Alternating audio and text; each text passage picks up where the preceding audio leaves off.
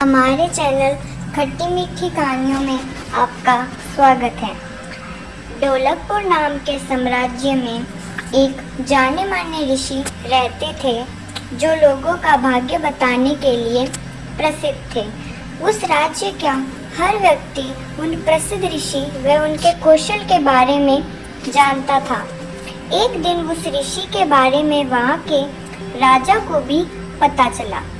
राजा के मन में भी अपने भविष्य को जानने की इच्छा होने लगी। इसी के चलते उसने अपने सैनिकों को ऋषि के पास भेजा और पूरे सादर सम्मान से उन्हें महल लेकर आने का आदेश व आमंत्रण दिया। राजा की आज्ञा के अनुसार सैनिक ऋषि के पास गए और ऋषि को राजा का आमंत्रण सुनाते हुए उनसे महल चलने की प्रार्थना करने लगे। ऋषि भी सैनिकों के साथ महल चलने के लिए तैयार हो गए। जब ऋषि महल पहुंचे तो राजा ने बड़े ही उत्साह से उनका स्वागत सत्कार किया और उन्हें अपने दरबार में सम्मान के साथ बैठाया। जब ऋषि ने थोड़ा आराम कर लिया तो राजा ने ऋषि के सामने अपने मन की इच्छा रखी और उनसे अपने भविष्य के बारे में पूछा। ऋषि ने राजा से उसकी जन्म कुंडली मंगाई और उसे ध्यान से देखने लगे।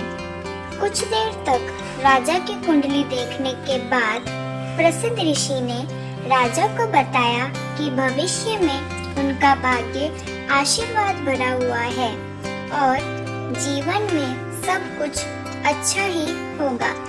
इस तरह ऋषि ने राज्य के भाग्य के बारे में अच्छी अच्छी बातें बताई।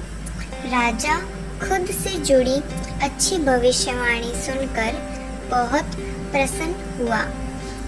उनसे खुश होकर ऋषि को सोने और चांदी का उपहार दिया।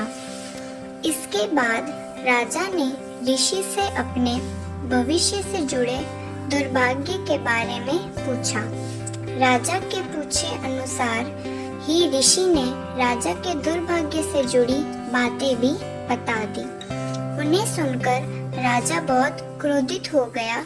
वह गुस्से में ऋषि पर चिल्लाने लगा और धमकाते हुए कहा कि इनकी बेतुकी बातें करने की आपकी हिम्मत भी कैसे हुई। राजा ने गुस्से होते हुए अपनी तलवार निकाली और ऋषि की तरफ इशारा करते हुए कहा कि अब मुझे मेरी मृत्यु का समय बताओ। ऋषि समझ चुका था कि राजा अपना दुर्भाग्य सुनकर उस पर क्रोधित हो गया है। राजा की मृत्यु वाली बात सुनते ही वह शांति से कुछ गणना करने लगा। इसके बाद शांत स्वर में कहा, मेरी गणना और कौशल के अनुसार आपकी मृत्यु मेरी मृत्यु के ठीक 1 घंटे बाद होगी। राजा ऋषि की यह बात सुनकर हैरान हो गया। अब उसे अपनी गलती का एहसास होने लगा। उसने तुरंत अपनी तलवार नीचे रखी और दुर्व्यवहार के लिए उनसे माफी मांगी। धन दिया और उन्हें वापस कुटिया में आदर व सम्मान के साथ भेज दिया। कहानी की सीख, मुश्किल परिस्थितियों में हमें समझ